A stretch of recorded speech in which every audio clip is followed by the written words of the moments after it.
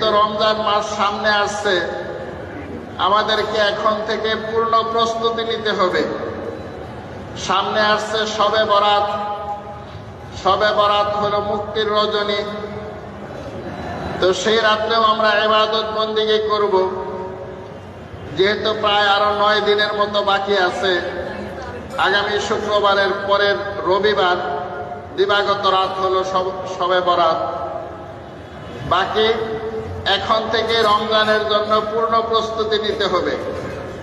রাসূলুল্লাহ সাল্লাল্লাহু আলাইহি ওয়াসাল্লাম রমজানের জন্য প্রস্তুতি নিতেন 2 মাস আগে থেকে। আল্লাহর হাবিব আল্লাহর কাছে দোয়া করতেন, আল্লাহুম্মা বারিক লানা ফি রজব ওয়া শাবান ওয়া বাল্লিগনা রমাদান।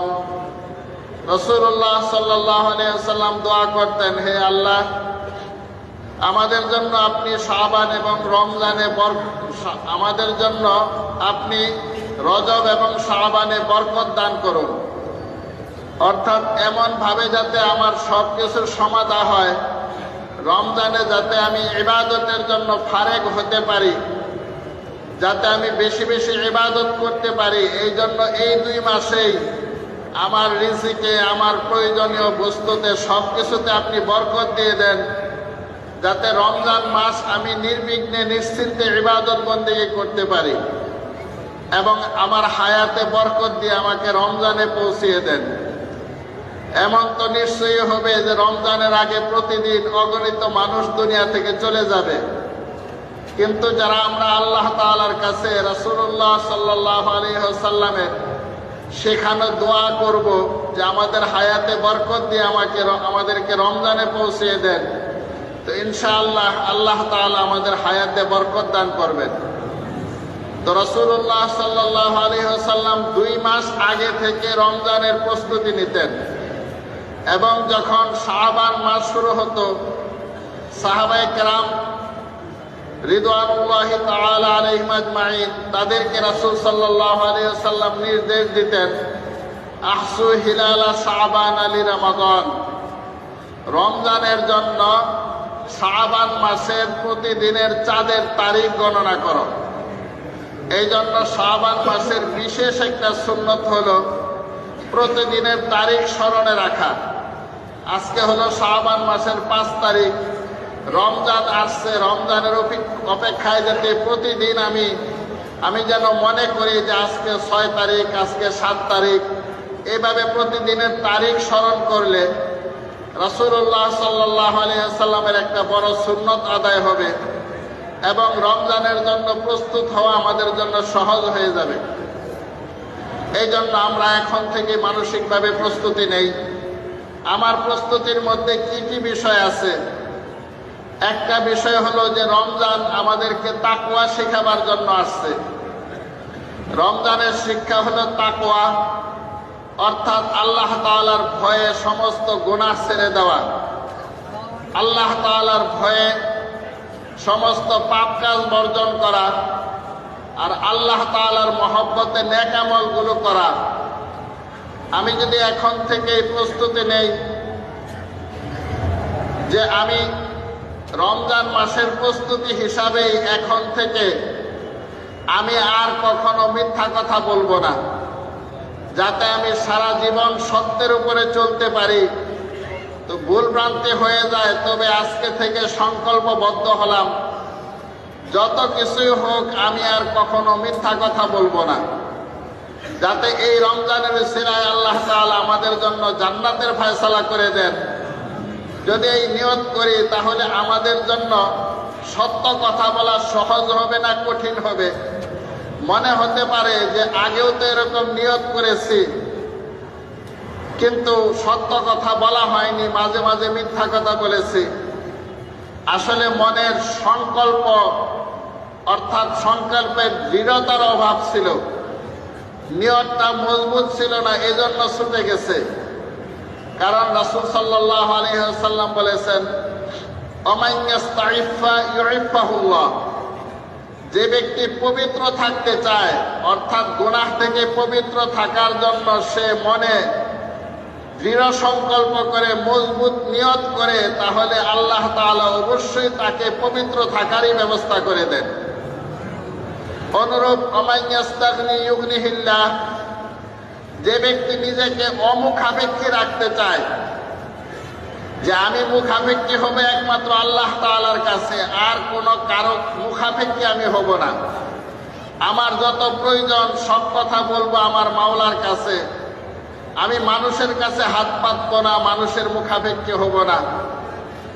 তো রাসূলুল্লাহ সাল্লাল্লাহু আলাইহি ওয়াসাল্লাম বলেছেন, ওমান ইস্তাগনি ইউগনিহিল্লাহ, যে ব্যক্তি অভাবমুক্ত, যে ব্যক্তি অমুখাপেক্ষী থাকতে চায়, আল্লাহ তাআলা তাকে অমুখাপেক্ষী বানান।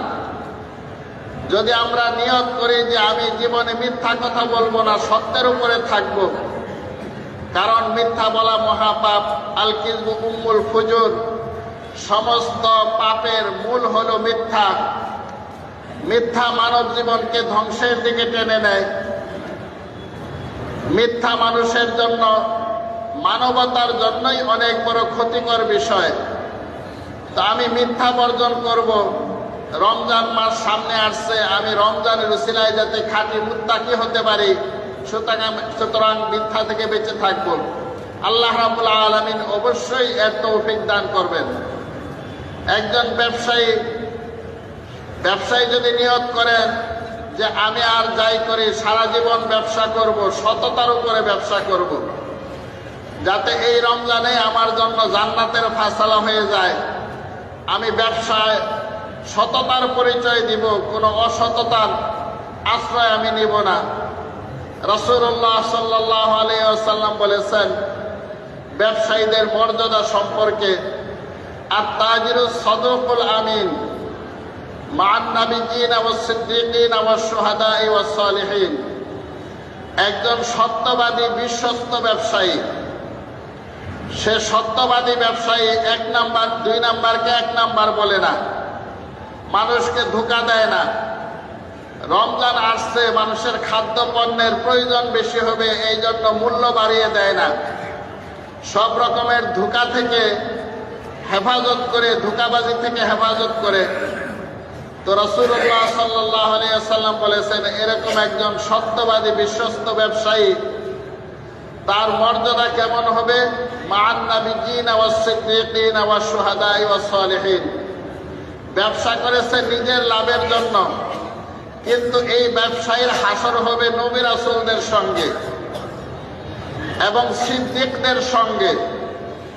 সিদ্দিক বলতে আমরা সহজে বুঝি যে হযরত আবু বকর, তিনি ছিলেন সিদ্দিক, পরম সত্যবাদী।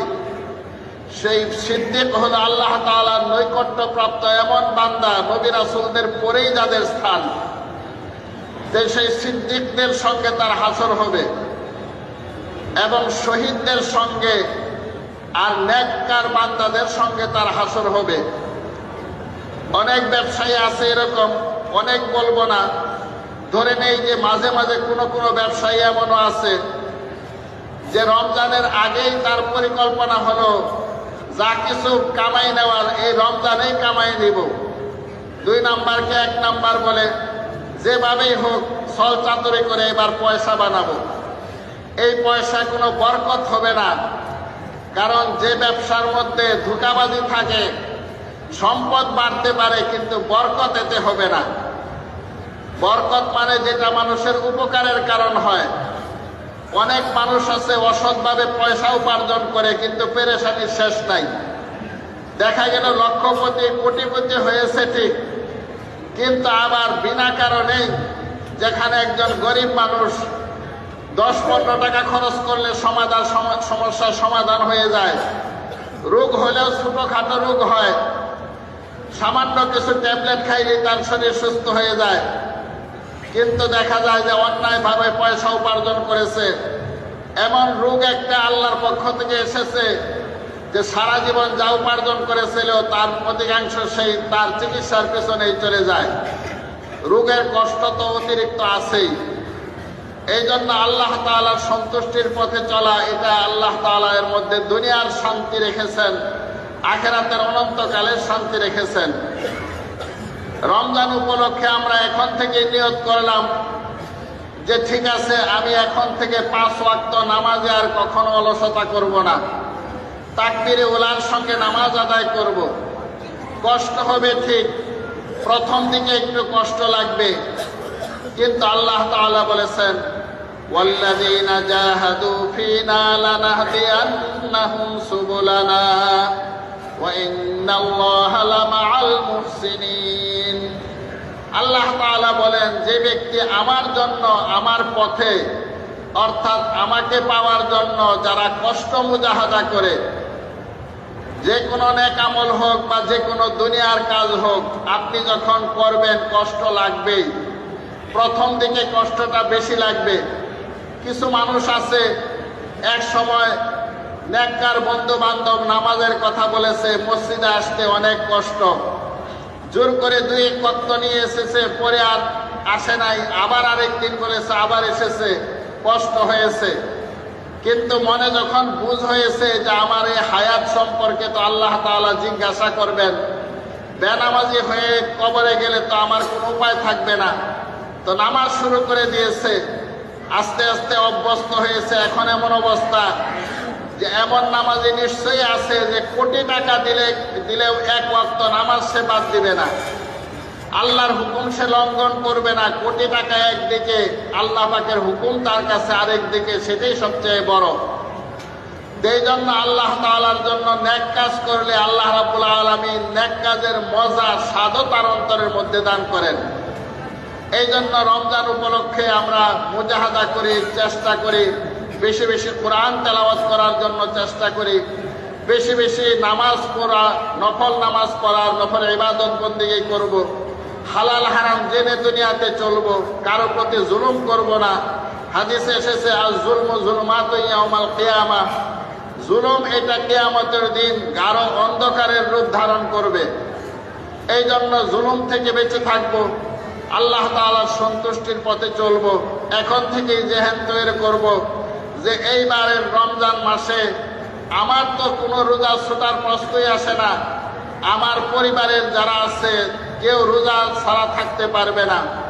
অনেক মানুষ আছে সন্তান রাষ্ট্রীয় আইনে যাই হোক, কিন্তু শরীয়তের আইন অনুযায়ী প্রাপ্তবয়স্ক হয়ে গেছে, এরপরেও রোজা রাখতে দেয় না, সন্তানের লেখাপড়া নষ্ট হবে।